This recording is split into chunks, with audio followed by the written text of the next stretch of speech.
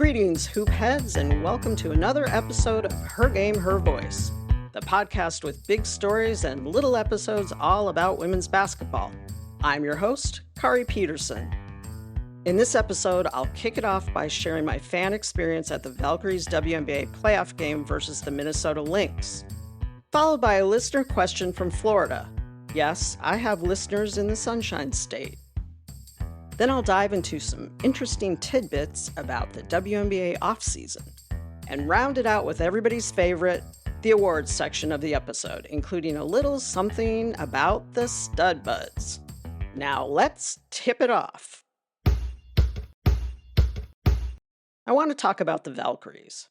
I went to their playoff game against the Minnesota Lynx in San Jose, and wow, what an experience. First off, Ballhalla isn't limited to the Chase Center in San Francisco. Turns out you can find Ballhalla wherever you can find Valkyries fans. When the Valkyries made it into the playoffs, they had a problem. Chase Center was booked the night that the Valkyries were supposed to play at home. So the team had to pack their bags and go down to San Jose. Thankfully, they do know the way to San Jose. Nice. The game was played at the SAP Center, home to the San Jose Sharks hockey team. I'm happy to say that Ballhalla was alive and well in San Jose. It was electric at SAP. Joy, excitement, camaraderie. We Valkyries fans were ready to push the team to a win. And for the first 3 quarters, we had it. The Valkyries were ahead and it felt like, yes, this is happening. But then the 4th quarter hit. The team started to lose steam. The Lynx started to score more baskets. And suddenly, I had this very familiar, very uncomfortable feeling rise up inside me. Because here's the thing, I've been a Stanford women's basketball fan for 30-something years. I know this feeling. I've lived this feeling that, oh no, we're up 20 and somehow still going to blow it? Feeling. Stanford fans, you know what I'm talking about. But this wasn't college ball. This was the WNBA. This was the Valkyries. Sigh. In the end, Ceci Zandalicini missed that final shot in the final seconds. She dropped to her knees, devastated. But here's where the Valkyries showed us who they really are. The entire team ran to Ceci, lifted her to her feet, and let her know it's okay. We've got you. That moment right there, that's why I love this team. Yes, the Valkyries lost the game, but as far as I'm concerned, they won the season. An inaugural season that was nothing short of amazing. And we fans, we stood on our feet and cheered for that team for what seemed like, I don't know, at least 10 minutes. It didn't matter what the scoreboard said. We were so proud of this team. Bottom line, I can't wait for next season. And now it's time for our listener question. This week's listener question comes from Dee Dee in Tampa, Florida. Dee Dee asked, who decides which uniforms the teams are going to wear for their games? I noticed it's not like college basketball, where the home team's in white and the visiting team is in a dark contrasting color. What's the situation with the WNBA? Fabulous question, Dee Dee, and thankfully, I have the inside scoop. Shout out to Ashley J. Garrison, the equipment manager for the New York Liberty, who broke this down online. Here's how it works. First, before the season even tips off, each team picks which uniforms they'll wear for their home games.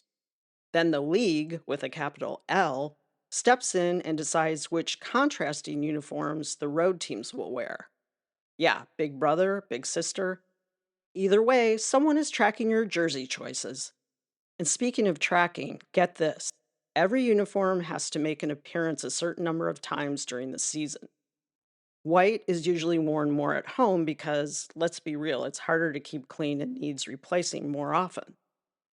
Some teams only have 2 uniforms, while others, like the Liberty or the Fever, rock 3 or 4 options.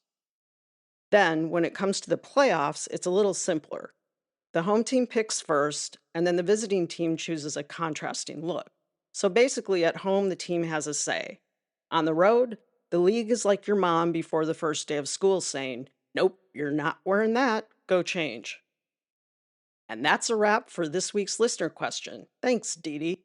Do you have a question for me? Reach out at hergamehervoice@gmail.com. Let's go back to the Valkyries' last game of the season. Yes, I am a glutton for punishment. Heartbreaking ending, right?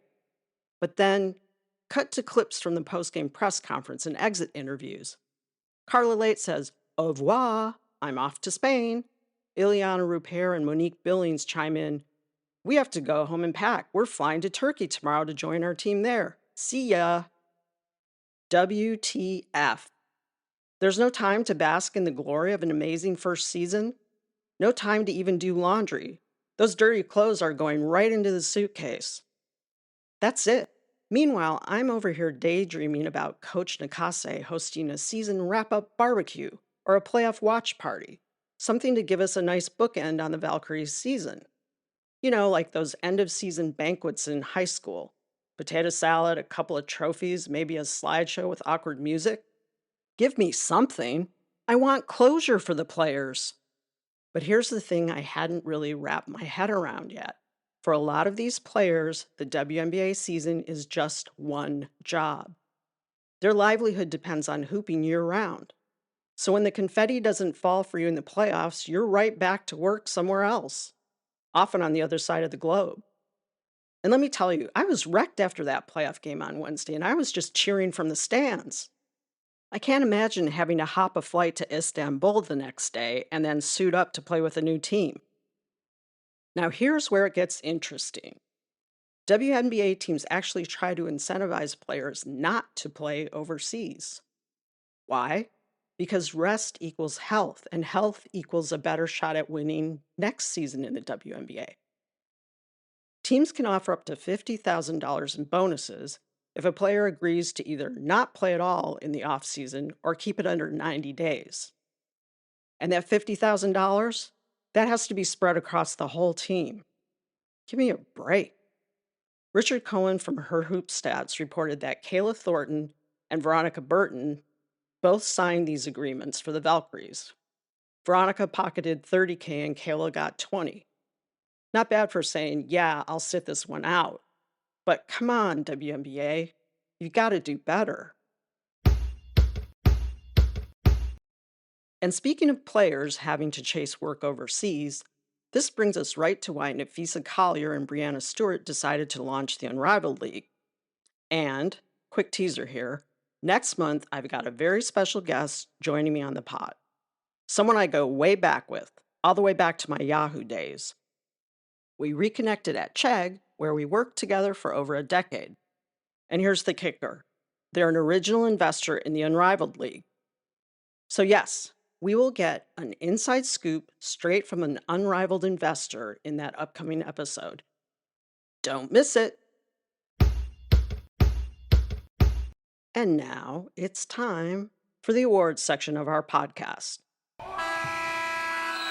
First, the Buzzer Beater Award.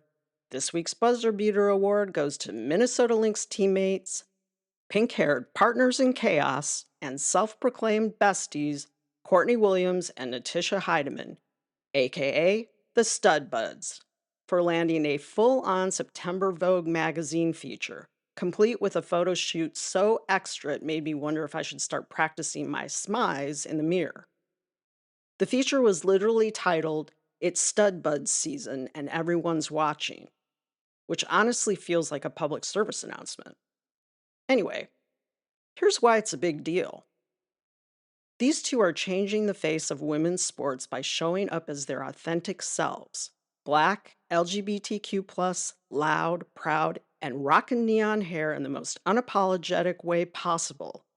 Vogue, Yahoo, front office sports, everybody agrees this is the future of marketability. They're proving that fans don't want cookie-cutter archetypes. They want real personalities, real vibes, and maybe a little pink hair dye tutorial along the way. And there's a ripple effect. More engagement, more brand support, more players feeling free to be themselves. Basically, the StudBudz are building a WNBA universe where authenticity is the superpower. Courtney and Natisha, thank you for giving us all the real you, for shaking up WNBA marketing, and for proving that best friends with matching hair and matching energy belong in Vogue magazine. Congratulations on this week's Buzzer Beater Award. This week's Airball Award goes to WNBA Commissioner Cathy Engelbert. Now, I'll be honest, Cathy and I don't exactly vibe. Case in point, last year she rolled up to the WNBA Finals rocking a dress with a New York City skyline on it at a Liberty versus Lynx game. Wait, what? Cathy, pro tip, commissioners are supposed to not show bias toward one team in the league. But what earned her the airball this week? She managed to butcher Coach Natalie Nakase's name while handing her the Coach of the Year trophy. Yep. On the big stage, no excuse for that. None. Coach Nakase not only earned the award, she deserved the basic respect of having her name pronounced correctly. And let me tell you, this one hits close to home. My first name, mispronounced my entire life. Kaari, Kara, Kara, you name it, I've heard it. And when someone can't get your name right, it feels like more than a slip-up. It feels personal. So Cathy, you really biffed it again. And that's why you're taking home this week's Airball Award. And finally, the Flagrant Foul Award. This week's Flagrant Foul Award goes to the genius who decided to hit the light switch at Michelob Ultra Arena with 2 seconds left in a playoff game. Did you catch the end of the first-round playoff game between Seattle and Las Vegas? The game's in Sin City. The score is tight. Seattle's down by 1. 5 seconds left. Erica Wheeler puts up a shot. Misses. Then Seattle's Skylar Diggins-Smith snags the rebound, kicks the ball over to Gabby Williams. She gets a shot off with .2 on the clock. And I'm on my feet yelling, "Go Storm!" And then the lights go out. Literally. Whole arena, blackout. Excuse me? What just happened? Did Gabby's shot fall? Did it rim out? Was it an air ball? When the lights come back up, the Aces are celebrating, which I guess means Seattle missed. But who can be sure? It was dark. So this week's Flagrant Foul Award goes to the genius who decided to hit the light switch at Michelob Ultra Arena with .2 seconds left in the game between the Storm and the Aces. I'm Kaari Peterson, and you've been listening to Her Game, Her Voice. Want more? Hit follow or subscribe on Apple Podcasts, Spotify, or wherever you get your podcasts. If you do that, you won't miss an episode. While you're on the show page, please drop a rating or review or share an episode with a friend. You can also find Her Game, Her Voice on Substack, YouTube, Instagram, and Facebook. Thanks for listening, and happy hoopin'!